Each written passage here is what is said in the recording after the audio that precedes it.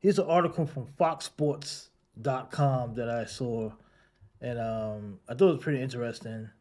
10 bold predictions for the 2025 season, like next year. And this is from Eric Williams, NFL reporter. He said Philadelphia Eagles dominated the Chiefs in the Super Bowl and was a stunning ending to an entertaining season. The lopsided loss denied Patrick Mahomes the opportunity at a three-peat, and Nick Sirianni quiet doubters by hosting the Lombardi Trophy in his fourth season as the head coach of the Eagles. With the Super Bowl in the rearview mirror, it's time to look forward. The combine starts at the end of the month, followed by free agency in mid-March and the NFL draft from April 24th to 26th. Blah, blah, blah. So he said, with that in mind, we take a shot at some bold predictions for the 2025 season. And he has 10 bold predictions. And a few of them I like. A few of them I like. Okay, so the first one here, he ranks them 10 to 1. So number 10 is say goodbye to the first down markers. He says it's time with the comforting is seen as traditional use of the first down markers on the sideline. It's also frustrating when the ball spot is in question at critical moments on the brightest NFL stages. Commissioner Roger Goodell told reporters last week that the NFL will continue to test electronic systems for measuring first downs and ball placement on the field. So Goodell's, there's I guess the UFL has they've been using a ball spotting technology for a few years is with True Line technology. The NFL has the technology in place and has been testing it in the preseason and regular season games with mixed results.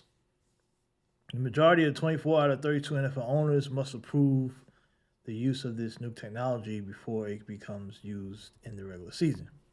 So I guess we'll wait for that. I don't know how. Maybe that's something that might happen. Maybe not. Who knows? So, but that's not one of the ones that I thought was a good one. That's okay. Number 9. This is a bold one. This is a pretty bold one. Rookie Shedeur Sanders will throw for 4,000 yards in Vegas. He says this quarterback class is considered the weaker than last year, with 6 QBs were taken in the first 12 selections. That was last season. And even this year, the class isn't as highly regarded. Sanders has a chance to match or even surpass those players statistically. So he's saying those players by the ones like Jaden Daniels, Bo Nix, Caleb Williams, and Drake May. So remember, Jalen Daniels started off hot, and he had a pretty damn good year. Bo Nix finished off pretty strongly. Caleb, and Drake had a solid year, considering he was throwing the complete shit. But Shedeur Sanders, that I don't 4,000. I mean, I know today they throw for a lot of yards in the NFL, but even with that, am I really seeing Shedeur Sanders throwing for 4,000 yards? That's in his rookie season in Vegas. So I guess so Vegas is gonna take Shedeur Sanders, right? That's what he's saying. But they do got an elite tight end, but is that going to be enough? It's going to be close. Now, maybe because the Raiders will be in a lot of games where they're getting blown out, or they trailing from behind, so they're throwing the ball a lot. Maybe Shedeur gets a bunch of garbage time yards that can put him over 4,000 at some point during the end of the season. So, is that out of the possibility? Is this still? I mean, it's close. I mean, it's possible, right? It's possible. So that's a pretty good one at number 9. I mean, he did have it at 9, so obviously he is not that confident that it will happen. But that's a pretty decent one. Uh, Let me see. Only 5 rookies in NFL history have thrown for 4,000 yards as a rookie: Andrew Luck, Justin Herbert, C.J. Stroud, Cam Newton, and Jameis Winston. So Shedeur threw for 4,100 yards, over 4,100 yards in 13 games in Colorado this year. I mean, Colorado, Big 12, or was it Pac 12, whatever, it's not the same as the NFL, especially if he goes to the Raiders. He's playing in that AFC West. I mean, NFL period. I mean, it's not as easy like the college. So I wouldn't even worry about that comparison. Okay, so number 8. The Chicago Bears will be the NFL's breakout team. Now, this is interesting. Eric says Chicago secured the best head coaching candidate among this year's crop and former Detroit Lions offensive whiz Ben Johnson, paired with Williams, last year's number 1 overall pick. The two should build an explosive offense that could consistently put the ball in the end zone. Bears also have talented defense that will allow Chicago to play complementary football. Yes, the offensive line remains an issue, and the Bears play perhaps the toughest division in the league in the NFC North, but Johnson has a chance to turn things around quickly in Chicago. So he didn't provide a lot on why he believes that, but he did say that him pairing up with Williams in the second season, maybe he has a better second year. They still do have a decent pieces on offense. Maybe Ben could do something with that. He did do a lot in Detroit. So, okay. Do I say the NFL's breakout team? Like, does he mean that breakout as in the best, the most? I don't know. Could they break out next year? Could they be better? Of course. I mean, they play in a division that's pretty open, right? I mean, you got Chicago, you got Detroit. Who knows how much they will bounce back, or will they take a step back, losing all their coordinators? Green Bay, we don't know what's going to happen with that. And, I mean, it's very possible, right? And Minnesota, of course, who was good last year, but we don't know how consistent that'll be. So, I mean, that's a good one. That's actually a pretty good one. Okay, let's go to number 7 now. Number 7, he has Aaron Rodgers heading to the Colts. Now, earlier this week, Fox Sports' Jay Glazer reported that Rodgers and the Jets were parting ways. That happened, and the Pittsburgh Steelers and the Tennessee Titans are early betting favorites to land Aaron Rodgers. But the Colts makes the most sense for the 41-year-old signal caller. First, the Anthony Richardson experiment has not worked out for the Colts, as I predicted years ago, last year. With the Florida product having trouble staying on the field due to the injuries and playing inconsistently when he has been available. That's an interesting one because, the Colts, but I don't know. I think Tennessee would probably be more likely, in my opinion. It seems that, I don't know if the Colts would be a spot that Aaron Rodgers would go to. I think it's safe to say that the Steelers or Titans are probably the favorites. Steelers, they still got George Pickens, right? That's an offensive weapon. They probably will, Steelers had a good tradition, solid culture foundation. Who knows? I guess it depends on what Aaron wants to do, but Tennessee, Colts is an interesting look there. But Anthony Richardson, I mean, so far it's been a disaster, right? But who knows?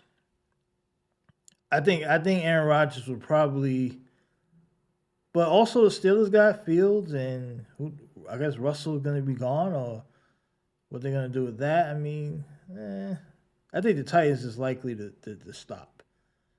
Will be the stop, maybe. Unless the Colts say for sure, hey, you come in, you're going to be the starter day one, right? If he gets that insurance, or even if Pittsburgh says that, but I don't think that would happen. I mean, Rodgers is 41. We have to look at that. I think, Titans probably are the favorites, but that's a good one for number 7. That's good for number 7. That was good. All right, number 6 is interesting because this one here is Bill Belichick returning to the NFL. Now, we know Bill took the job with the North Carolina Tar Heels, and he has some kind of weird situation in his contract where there's a buyout after June 1st for just $1 million, right? So any NFL owner could buy that quickly, like if they really want Bill to coach. June 1st is an interesting date too, right? It was like, that's right around where things kind of pick up. It's right before the season. So any team like an owner wants to make a big splash at camp, be like, hey, the reason why I don't like that because why would Bill leave this season to come back? Especially if he does it after June 1st because the draft is over, the rosters are kind of getting set. I think Bill is a guy that probably wants to, he's kind of more of a chef type. He wants to have more say in the ingredients when cooking, right? Will he just show up to a team that's already prepared? I don't know. Especially the teams that he's listing here on this list. He's saying that teams with impulse owners like the Cowboys or Panthers could be willing to take a flyer on Belichick. Panthers, I say absolutely not, especially if he's coming back this year. That would probably have him pre-draft so he can really put his team together. Cowboys, I also say no because does Bill want to work for another owner like a Kraft or even a Jerry Jones? I don't think so. So number 6, he put it at 6, but if I was ranking them from 1 to 10, this will probably be 10. I don't see it likely. Not for these two teams. This is another team out there that I don't know, that we don't know about. I don't see any of these teams being the one. And plus, didn't the Cowboys just hire a head coach? So I don't see Jerry Jones gonna fire. Who was it? Marty Schottenheimer, or he's gonna fire him at June 1st if Bill wants to come back? No. So I don't think. I think Bill. This is probably the first one on the list that I'm like absolutely not even no chance. All right, number 5, he has the Jaden Daniels winning the league MVP. I'm gonna say absolutely not for that one too. Sorry. Look, Jaden Daniels has proved to have a really good year. He had over 3,500 yards, 25 TDs. He ran for 891 yards. So he's on his way to have one of those really interesting careers as a dual threat. But second season MVP, especially with the quarterbacks we have in the league, the Joe Burrows, the those types, Lamar Jackson. I mean, Lamar can't even get the MVP. He's putting up crazy numbers, so I don't think Jaden Daniels is going to get close to MVP next season. They won't even give Lamar the MVP. So I don't think so. Sorry. I mean, he did finish 7th this year in MVP voting, but maybe next year he'll probably finish 6, 5, maybe, or he could finish lower, right? Because usually we've seen QBs have sophomore slumps. C.J. Stroud had a sophomore slump. Jordan Love, right? Then he kind of had a slump a little bit after playing his first good year. So it's not a guarantee that Jaden Daniels will come back and put up better stats. So we'll see. We'll see. Because now the league has tape on him. They know what he can do. It's really difficult because when you're a rookie quarterback and you play your first year, teams now have tape on what you can do in the NFL. They know what you can do. So best to believe like the Cowboys, the Giants, the Eagles, all those teams in the NFC East now have enough film on him, and other teams around the league that he played, they're going to know, okay, what he can do well, what he can't, what he needs to work on, and they're going to exploit those weaknesses. So it's going to be up to him to adjust, and we'll see if he can do that in year 2. But it's not a guarantee, right? I mean, guys have sophomore slumps all the time. But Washington does have the 3rd most cap space, so that they can go out and get some free agents to help Daniels out in year 2. That'll go a long way. So this one, I'm going to say no. So I'm going to say no on that one too. So that one and Bill Belichick, so those two definitely knows. Brian Schottenheimer, surprise in Dallas. Did I say Marty? I said Marty, right? It was Brian. So the Cowboys' choice for head coach didn't exactly inspire confidence within the team's fan base, right? Jerry Jones went out and got Brian Schottenheimer. But Schottenheimer is 51 years old. He's been in the NFL for 25 years coaching. Plus, he's a Cowboys assistant for the past 3 years. So he has a relationship with Dak Prescott. and the rest of the team. So, and Prescott's already coming out saying, hey, we can take down the Eagles. So, uh, Dallas still has pretty good talent on defense. So, Michael Parsons and Trevon Diggs and Deron Bland. So, a new defense coordinator should hit the ground running, whoever that would be. Um, I don't know if he's surprising down. I mean, I'm not sold on that, but I guess at number 4, that's a decent spot. I would probably had that higher, probably more so like 8, 9 range, but he has it at 4. Now this one definitely, this one coming up at number 3 is a no for sure. Travis Hunter, a two-way player, a two-way NFL player. He says yes. The reigning Heisman Trophy winner was highly productive player at wide receiver and cornerback at Colorado. While NFL scouts see Hunter's path and playing time on defense because of his ball skills, and he's probably an NFL defensive guy. He's not playing both sides of the field. Sorry, I'm just not seeing it. Not at an elite level. Um, unless he doesn't plan on being a starter. That's the only way I see that. But I forgot the reporter's name. Eric Williams, Eric Williams believes that Travis Hunter will be a two-way player in the NFL. I'm not seeing that. I'm just not seeing that. So I'm not. So we will see on that. He has that at number 3. If I had to rank that from the 1 to 10, I would probably have that much higher. It would mean much lower, like it would be like in the 7, 8, 9 range. Number 2 is a pretty bold one. Now this is a bold one, and it's bold, but then it's kind of not that bold. Like, I mean, it's not out of like the crazy boldness, but it's a pretty good, interesting one. This one could happen because we've seen it before. Now, number 2, he has the Kansas City Chiefs missing the playoffs next season.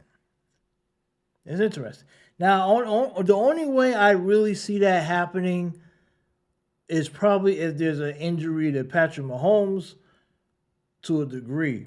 Like something major happens, or either a combination of an injury to a key Chiefs player and the other parts teams in the division are just so great, meaning that the Chiefs may not have like the one year where the Patriots had 11 wins and they missed the playoffs. It was like a 3-way tie with 11 wins in the AFC East.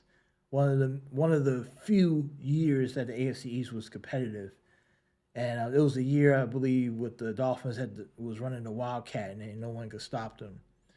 So it was like a 3-way 11-win team, and I think through some weird tiebreaker, the Patriots missed the playoffs. So that would be kind of the only way I can see the Chiefs probably missing the playoffs, if something like crazy like that happened, where they still have a good year, like win total wise, but either Denver and the Las Vegas is having like a really good year. Now, is there any chance that Denver and Las Vegas, the LA Chargers, excuse me, the Chargers, Denver have better records than the Chiefs? I don't think the Raiders will, but is there any chance that Denver and the Chargers have better records than Chiefs, or close enough records to where division tiebreakers puts the Chiefs out of the playoffs? I don't know. That's probably the only way I could probably see that. But I don't think the Chiefs are going back to the Super Bowl next year. I don't think that at all. But missing the playoffs, that's going to be tough. Unless some crazy scenario like that happens where either a combination of like a major injury like Patrick Mahomes goes down, or Denver and the Chargers have they just so good next year that the tiebreakers or the record wise, the Chiefs end up missing out on the playoffs. They win like 10 games and miss the playoff 11 games because it's like 3 teams with the same record. Some crazy stuff like that. That's the only way I see it. Now he says that Kansas City weaknesses are exposed during the loss to the Eagles. The Chiefs failed to protect Patrick Mahomes, so they have offensive line problems. He says that the Bills, Ravens, and Bengals will use the Philadelphia blueprint and attempt to do the same next season. Also, Chiefs have won the AFC West 9 straight times. But with heavyweight coaches like Jim Harbaugh, Sean Payton, and now Pete Carroll in the division, the road to the playoffs will get much harder. I agree with that. It will be difficult. I don't think they make the Super Bowl next year at all, but missing the playoffs, that's going to be. I have to see the odds on that, honestly. Like, if the odds are good, if they have pretty good odds on that, I would probably throw a couple C notes on that. But just for the fun of just because it's more possible than we would think, right? It could happen. I'm gonna lean towards a no, but would I be shocked? No. Would I be shocked? No. But a lot has to go against Kansas City for that to probably happen. And the number one prediction that he has is Josh Allen and the Bills finally break through and win the Super Bowl. Now, this one is a definitely no. The Bills will never win a Super Bowl with Josh Allen as a quarterback. Sorry, Josh. I mean, maybe I'm hating a bit. Maybe I'm hating. Who knows? But not happening. He said this season, Josh finally won the MVP. Next season, he'll take the team to the Super Bowl. I don't even think that's going to happen. I think that Josh is probably going to be out or he'll lose. Because I'm telling you right now, if Cincinnati, and this is too early to tell because we haven't had an off season yet, but I still got high hope, high regards on the Cincinnati Bengals. I think the Bengals. I wouldn't sleep on the Chargers if they do good stuff. I mean, I'm just really high on like Joe Burrow, Justin Herbert next season. I think Lamar's window's starting to close. Josh Allen's windows is hasn't really is half full, half open, half closed. The Chiefs' window is starting to close, but I think on the windows are starting to open up for other quarterbacks. Herbert gonna start getting a crack. Burrow, who can win already in the postseason and has already been to a Super Bowl, will get back there. I think next season, I would not be shocked if Cincinnati made the Super Bowl. Now it's too early to predict, but I think Cincinnati is going to be a real threat if they make some tweaks and they bring back that offensive core. Cincinnati has to be, barring injury, of course. Cincinnati has to be, they can go into Arrowhead. They've done it, and they can beat Mahomes. Joe Burrow's already beat Mahomes. He could beat Josh Allen. I mean, that team can win it. They can get out of the AFC. So I think the Bills are going to struggle next year in the division, to be honest. Because I like second year Drake May hanging on with Josh McDaniels, where he can cook up with that Patriot team if they pull some pieces out in free agency or come together with something. A second year Drake may look good. Patriots are going to be back. Mike Vrabel, and you put something together with that team and that defense. Don't sleep on the Pats in the division. I don't think it's going to be as easy for the Bills. The Bills may struggle next year, and ultimately have an early exit in the playoffs. I'm just not so. I think the Bills' stock is coming down, and for the Bills to go to the Super Bowl, that would mean that you would think the Bills are going to take some kind of leap. I just don't see it. I think their stock going down. I think they're coming down slowly but maturely. They're dropping.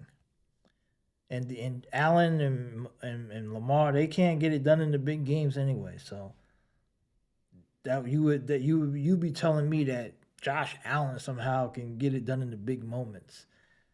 To get to the Super Bowl, he would have to probably win more than one big playoff game. And right now, the only big playoff game he can win is against Lamar Jackson. No, I don't see it. So Josh Allen going to Super Bowl? No, sorry. And look, like I said, half of that is probably me hating on the Bills. Maybe. My AFC bias against the Bills might be kicking in. Maybe. Who knows? But that's my thoughts. That's what I'm sticking to. Okay. So those are the predictions. Actually, these are not bad predictions. I mean, some of them were like, I don't agree with, like the Shedeur Sanders thing. Travis Hunter, no way. Josh Allen, definitely I don't agree with. J.D. Daniels winning MVP, don't agree with that. Belichick returning to the NFL, no. I mean, these are some bold predictions, though. And they're not outside the box. So these are actually pretty solid for February 12th. They're not bad. I just don't agree with most of them, but that's why they're called bold predictions. These are pretty damn bold. But so shout out to Eric Williams. Nice article, by the way. Good article. Check it out on foxsports.com. I'll put the link in the description if you want to read the article, the full article, because he has a lot of stuff in there. I didn't read everything, but it's a pretty good breakdown. So that's about it. All right, that's all I got for Sports Page run by sports fans. Peace.